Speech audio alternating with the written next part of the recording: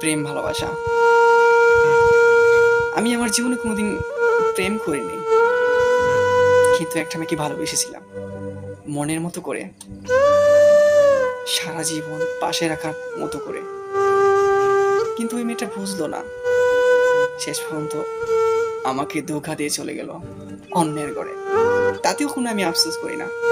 আমি আমার জীবনটাকে নিয়ে আমি এখন গর্ব করি। এবং আমার জীবনটাকে নিয়ে আমি অনেক চিন্তা করি যে না, আজ ওই মেয়েটার জন্যই আমি আমার জীবনটাকে সাকসেস করতে পারছি। তাই ওই মেয়েটার কাছে আমার কৃতজ্ঞ।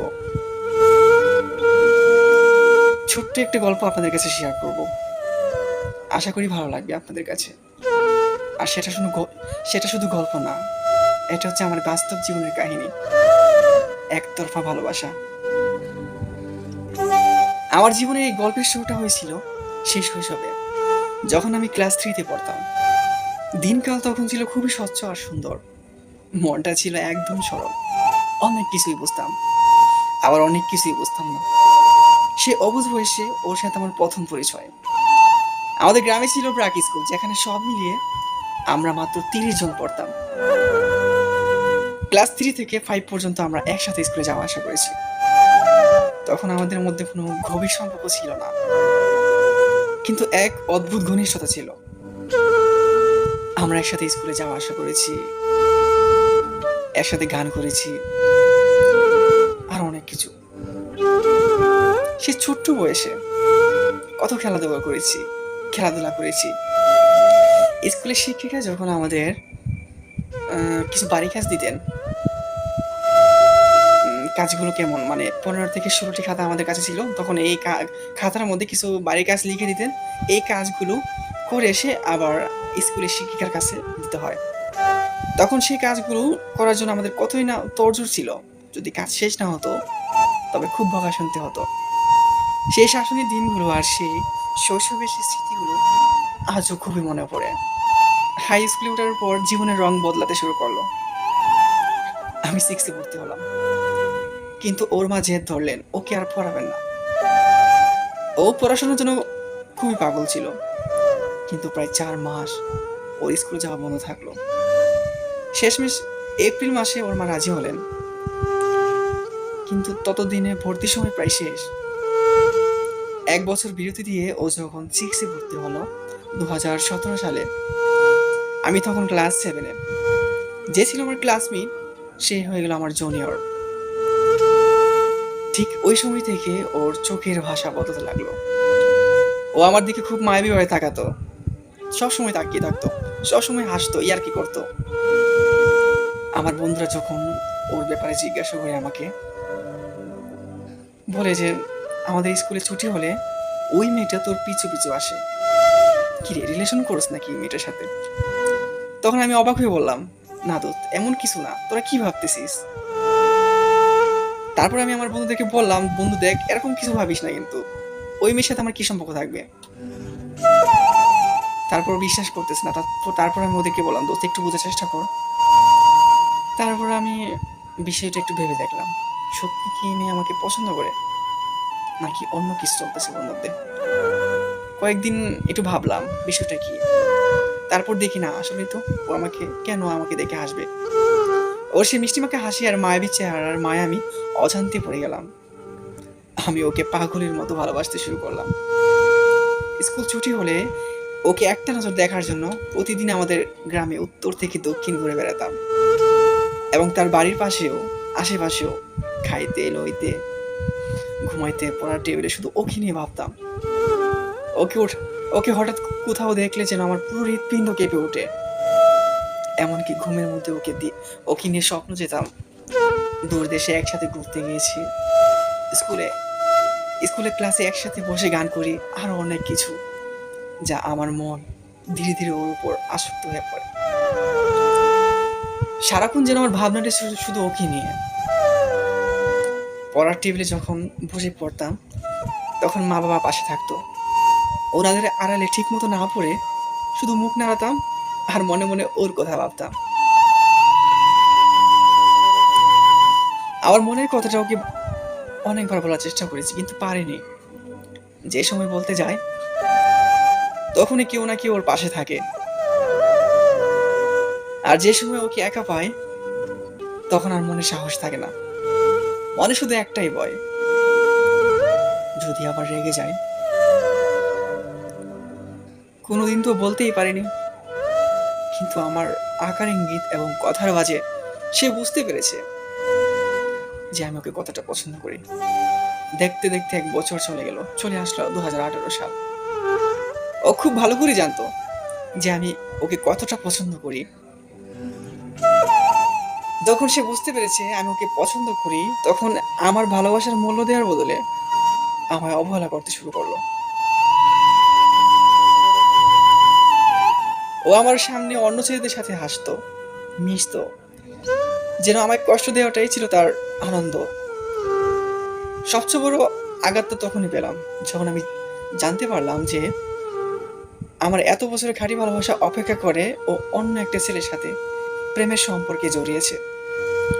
তখন আমি রাস্তার উপর পিছু হাঁটি আর প্রিয় গানটা গাই, আমার হৃদয়ে পিঞ্জিরার পোষা পাখি রে, আমারে কান্দায়া পাশ কি সুখ। ওই সময়ের জন্য এই গানটা আমার খুবই ফেভারিট ছিল। দেখতে দেখতে আরো 1 বছর চলে গেল, চলে আসলো 2019। আমি একবার বিশেষ কাজে চট্টগ্রাম গেলাম। ও জানতো না আমি কোথায়, জানবে কেমন করে, সে তো অন্য ছেলের সাথে মিশতেছে। এরই মাঝে ওই সে ছেলের সাথে পালিয়ে বিয়ে করে নিল। খবরটা যখন আমার এক বন্ধু কসম কেটে আমাকে জানালো, আমার মনে হলো আমার মাথার উপর আকাশ ভেঙে পড়েছে। আমার মস্তিষ্ক কাজ করা বন্ধ করে দিয়েছিল। বিয়ের পরের দিনই আমি গ্রাম ফিরে এলাম। 3 দিন পর যখন ওকে আমি দেখলাম, মাথায় টকটকে লাল সিঁদুর আর হাতে শাখা, তখন আমার বুক ফেটে কান্না আসছিল। বর্ষাকালে এক বৃষ্টির বিকেলে ও যখন ওর শাশুড়িকে নিয়ে আমাদের বাড়ির পাশে ঘাটে স্নান করতে এলো, তখন আমি বারান্দায় দাঁড়িয়েছিলাম। ও আমার দিকে তাকিয়ে আছে, আমিও ওর দিকে। টানা 2 মিনিট আমরা দুজন দুজনের চোখের দিকে তাকিয়ে থাকলাম। সে চাহনিতে কোনো কথা ছিল না, ছিল শুধু এক বুক অভিমান আর বিশ্বাস ভঙ্গের হাহাকার। আমি শুধু একটা স্নান হাসি দিয়ে ভেতরে চলে গেলাম আর সেই প্রিয় গানটা শুনতে শুরু করলাম। সোনার পিঞ্জিরার গড়ে রাখতাম তোরে যত্ন করে, এত স্বাদের ময়না হারাইলাম। ওই সময় আমার এই গানটা খুবই পছন্দ ছিল, তাই আমি বুঝতে পারলাম এই গ্রামে থাকলে ওকে চোখের সামনে দেখে আমি তিলে তিলে শেষ হয়ে যাব। হয়তো কষ্টে ভুল পথে পা বাড়াতাম, নেশা পান করে নিজের জীবনটাকে শেষ করে দিতাম, কিন্তু আমার মা বাবার ভালোবাসা আর শিক্ষা ছিল আমার সবচেয়ে বড় শক্তি। ওই সময় বাপ মার সম্পর্কেও অমিল ছিল,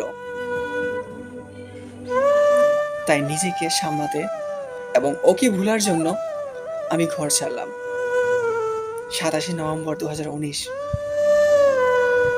হবিগঞ্জে অলিপুর আরএফএল কোম্পানিতে যোগ দিলাম। দূরে সরে গেলে হয়তো স্মৃতিগুলো কম জ্বালাবে, এই আশায় নিজের জীবন গড়ার লড়াই শুরু করলাম। 5 মাস পর ওর বোনের মাধ্যমে ওর সাথে যখন আমার শেষ কথা হয়, আমি তাকে আমার মনের জমানো সব কথা বলে দিলাম। সেও স্বীকার করলো যে সে জানতো আমি তাকে কতটা ভালোবাসতাম, কিন্তু সে ভালোবাসায় মর্যাদা সে দেয়নি। এটা জানার পর আমি আরো ভেঙে পড়েছি। 2020 থেকে 2021 সাল টানা এই 2 বছর চোখের পানি ধরে রাখতে পারিনি আমি। আমি অনেক কেঁদেছি, আমি ভেঙে পড়েছি, কোনো কিছুই ভালো লাগে না। অভিশপ্ত জীবন আমার, যে কারণে লেখাপড়া আমি ছেড়েছি। আমার কত শখ ছিল যে লেখাপড়া করে ভালো একটা প্রতিষ্ঠানে জব করে নিজের লাইফ সেটেল করব। বাদ দিয়ে দিয়েছি লেখাপড়া শুধু ওর চিন্তায়। আমি এতটাই কান্না করেছি যে বাবার মৃত্যুতেও মানুষ এত কাঁদে না। একটা দিন আমার কাছে 1 মাসের সমান ছিল, একটা দিন আমার কাছে 1 মাসের সমান ছিল। প্রত্যেকটা মুহূর্ত খুবই কষ্টে কেটেছে আমার। এই কঠিন সময়ে মা আমাকে সাহস দিয়েছিল। আজ আমি নিজেকে প্রতিজ্ঞা করেছি, 4 এপ্রিল 2021 সাল, আজ আমি নিজেকে প্রতিজ্ঞা করেছি, প্রথম ভালোবাসা যে অবহেলা আর বিশ্বাসভঙ্গ আমি পেয়েছি, তারপর আর কোনো মেয়েকে আমার জীবনে জায়গা দেব না। কর্মক্ষেত্রে অনেক মেয়ের প্রস্তাব এলেও আমি ফিরিয়ে দিয়েছি।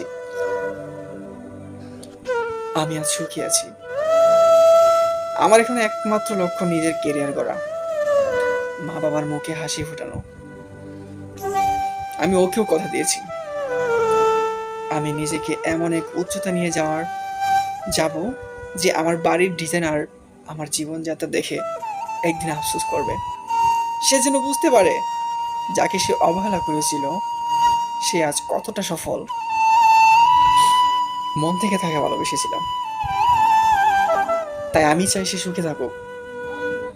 কারণ তার অমঙ্গল আমি চাই না, কারণ ভালোবাসাটা ছিল মন থেকে। তাই আমার মা বাবার পছন্দ এখন আমার শেষ কথা।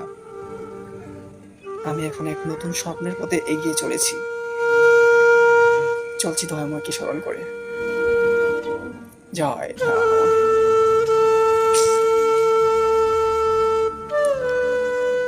এতটুকু ছিল আমার পুরো গল্প। জানি না আপনাদের কাছে কেমন মনে হচ্ছে, তাই লাস্ট একটা কথাই বলবো, যদি ভালো লাগে অবশ্যই কমেন্টে আমাকে জানাবেন। আর হ্যাঁ, এটা যদি আপনি বানানোর গল্প মনে করেন তাহলে সেটা ভুল ভাববেন। আমার জীবনের বাস্তব ঘটে যাওয়া অতীতের সেই কাহিনী।